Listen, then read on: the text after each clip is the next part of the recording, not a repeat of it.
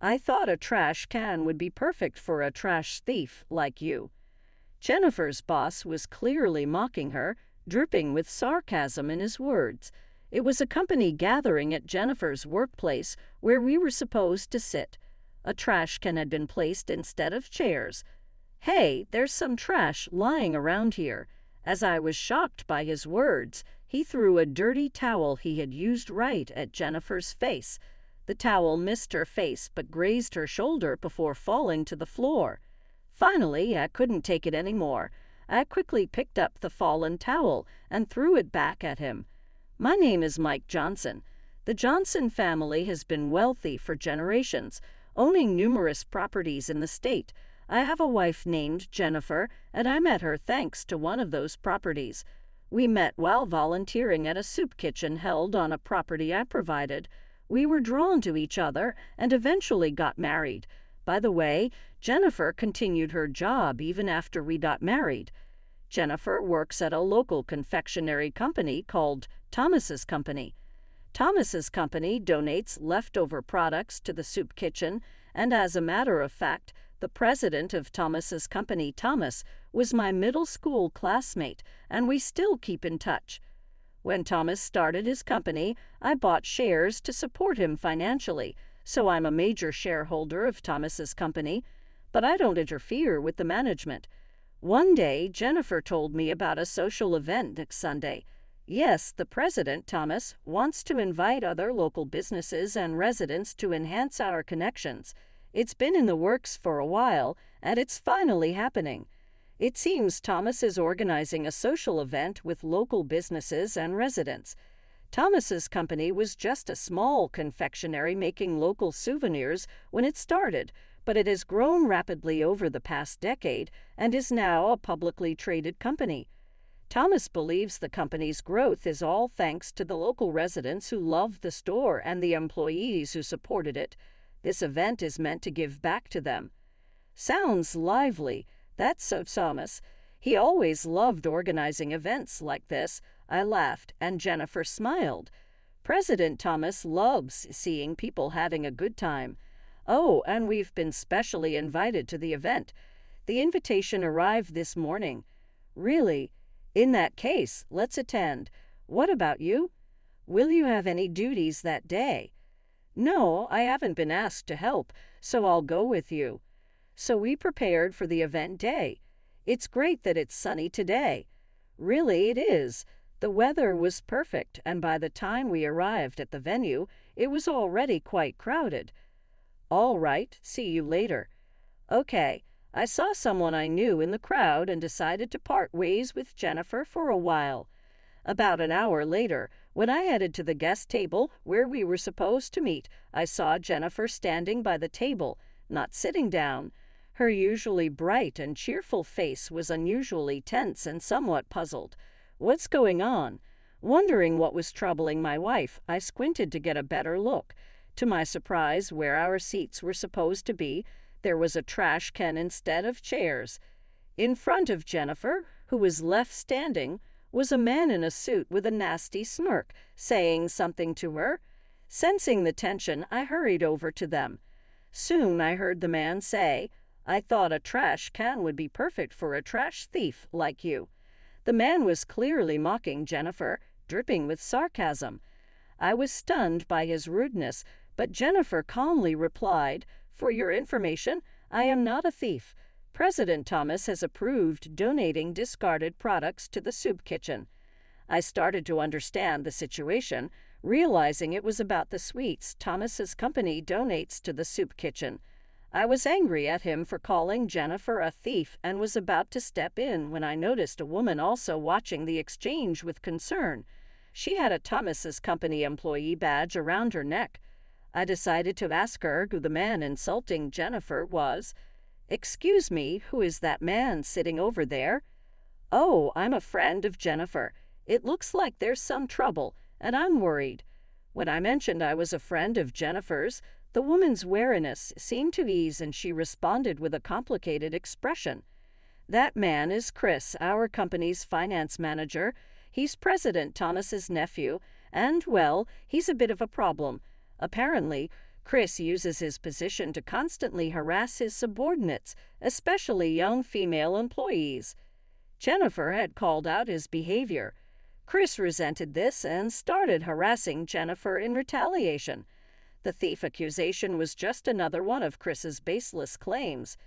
The woman reluctantly explained the situation to me. "I'm sorry, we employees should stand up to manage Chris, but I feel bad for Jennifer. Chris often flaunts his connection as the president's nephew, so no one but Jennifer dares to stand up to him." At that moment, I heard Chris's loud laugh as he continued to insult Jennifer. "Hey, there's some trash lying around here." Chris then threw a dirty towel, which he had used, right at Jennifer's face.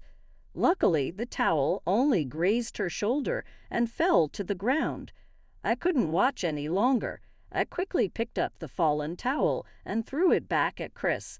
"Honey, weren't you taught in kindergarten that trash goes in the trash can?"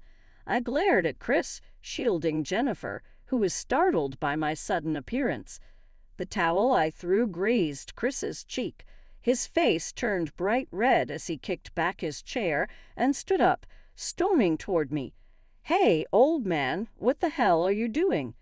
But I stood firm, still protecting Jennifer behind me, and retorted, "I could ask you the same thing." Throwing trash at someone. If you're so interested in trash, why don't you switch careers to a waste management facility? Chris, not expecting a comeback, widened his eyes in surprise, but soon scowled in anger and yelled, "Old man, do you know who I am?" Chris stomped his feet like a child, and I watched him with a mix of disdain and indifference. Then a panicked employee, who must have heard the commotion, rushed over to Chris and whispered in his ear, "That's Mr. Johnson, our major shareholder." "What? Major shareholder?" "Mr. Johnson." Chris's face went pale, and he stumbled backward, collapsing into the chair behind him.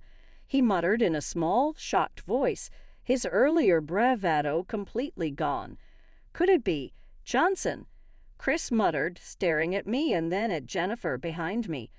Jennifer confirmed his suspicion by calmly saying, "This is my husband."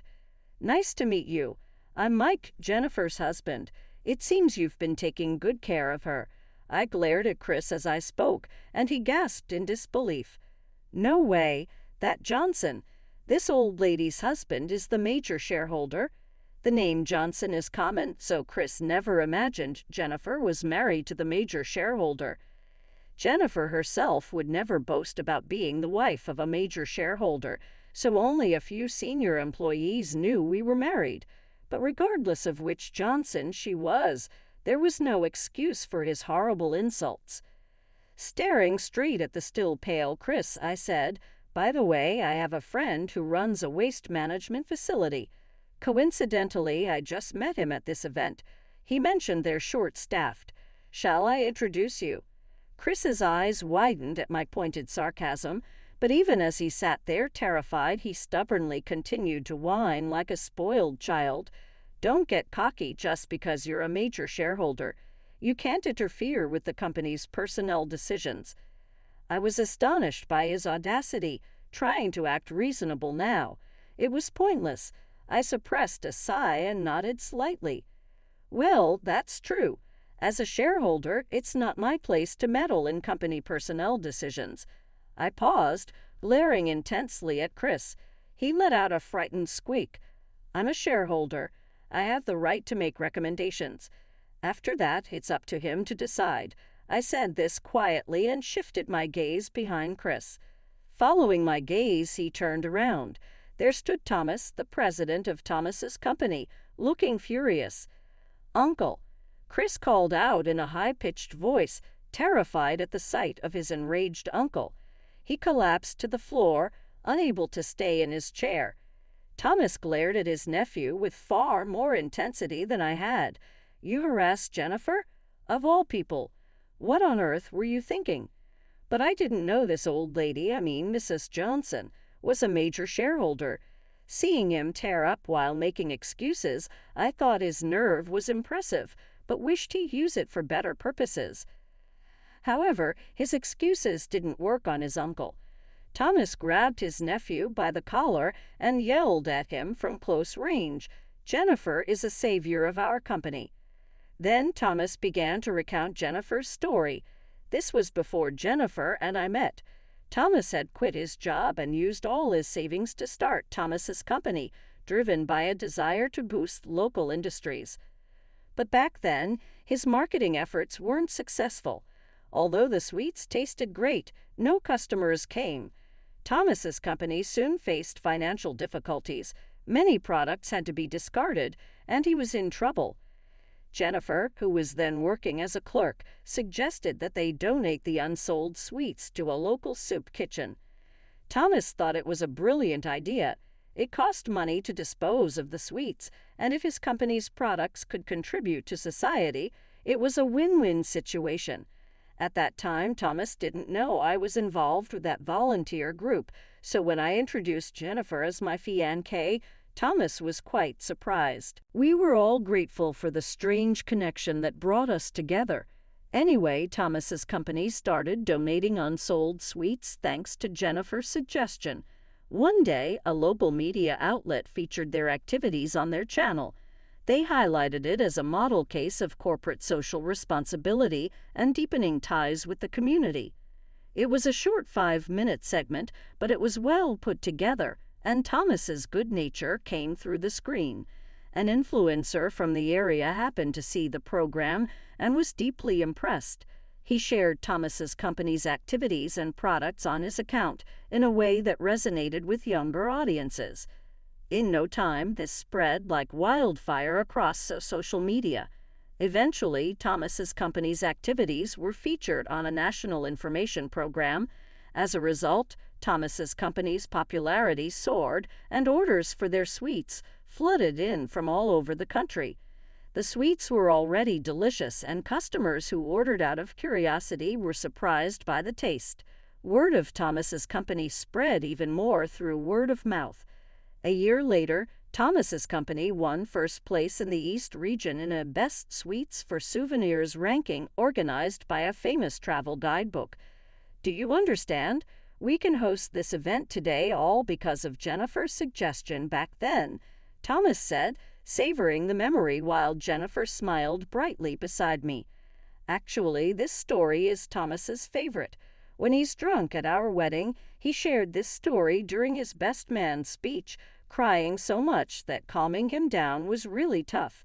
Even though Jennifer repeatedly told him, "Please stop, it's embarrassing," Thomas never listened, so she eventually gave up. After finishing the story for his nephew, Thomas let out a big sigh as if he were expelling all the air from his lungs. "Your mother begged me to hire you. She even got down on her knees. She was desperate because you kept getting fired from every job, so I reluctantly agreed to take you in." I had heard before that Thomas and his sister didn't get along well. During Thomas's company's tough times, she barely responded to his calls, but as soon as the company started doing well, she frequently visited him, pretending to be a caring relative. Despite being treated poorly, Thomas couldn't completely reject his sister, so she took advantage of his kindness and pushed her troublesome son onto him. "Uncle, please stop. Not here," Chris yelled, his face turning red with shame and frustration as he was scolded in front of many employees. But Thomas didn't care about his nephew's feelings and shouted at him, "Shut up. Even someone as thoughtless as you can apologize to Jennifer and Johnson." Chris's eyes darted around, but he finally gave in and hung his head.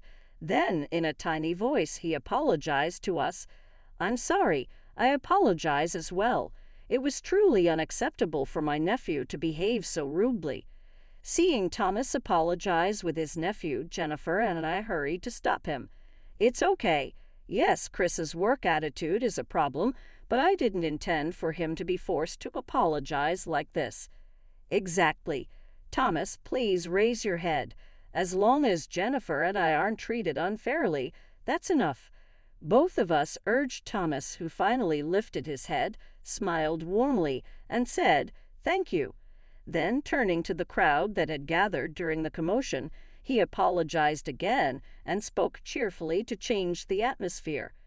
Everyone, I'm sorry for the disturbance with our internal matter. Today at our sales booth, we are giving away one of Thomas's company's most popular dofuku to each person for free. Please stop by and get one as a memento of today's event.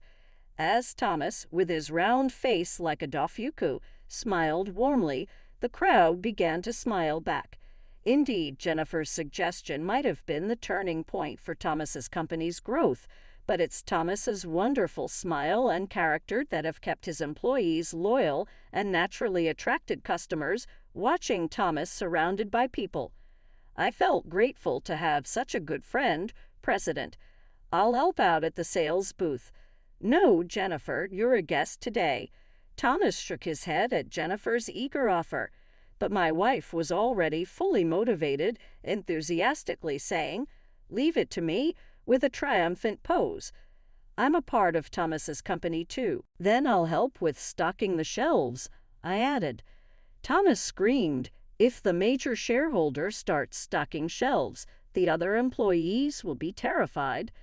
In the end, the booth where the president himself called out to customers and the major shareholder couple handled stocking and customer service was a huge success until the event ended. As for Chris, left behind, he seemed to have no energy left to do anything. He just sat in a corner of the venue, looking dejected and blending in with the trash can. Now for what happened next. Jennifer told me later that the day after the event, an astonishing fact about Chris was revealed at the office. Apparently, Chris had been embezzling company funds using his position as finance manager. One of his subordinates had gathered evidence and reported it to President Thomas. According to this subordinate, Chris had been a terrible boss ever since he became a manager, constantly making unbelievable mistakes and causing a lot of trouble. Seeing his behavior at the event, it wasn't hard to believe. The subordinate had tolerated Chris because he was the president's nephew, but during the event, it became clear that President Thomas wasn't entirely on Chris's side. The subordinate also realized that Chris didn't have as much power as he claimed. That's why the whistleblower took action. Although Thomas was shocked that his nephew had resorted to embezzlement, he personally led a swift investigation into the allegations. Evidence of Chris's wrongdoing was found everywhere, either because his cleanup was sloppy or because he was confident he wouldn't be caught. His misconduct was confirmed as a result. Consequently, Chris was stripped of his position and reassigned to the waste disposal department. Even there, he continued to be incompetent. He miscalculated disposal estimates, shredded important documents by mistake, and even broke the machine by pressing the wrong button. Eventually, his constant mistakes became too much and a meeting was held on site. Chris was reassigned as a janitor, handling pest control in the warehouse. I think he was lucky not to be fired outright, but who knows how Chris feels about his new role. Still, Jennifer and I hope that his uncle's wish for Chris to reflect on his actions and start over will reach him someday. As for the soup kitchen, Jennifer and I continue to volunteer regularly. We married late and don't have children of our own, but because of that, we want to ensure the children who come here can eat their fill without worry.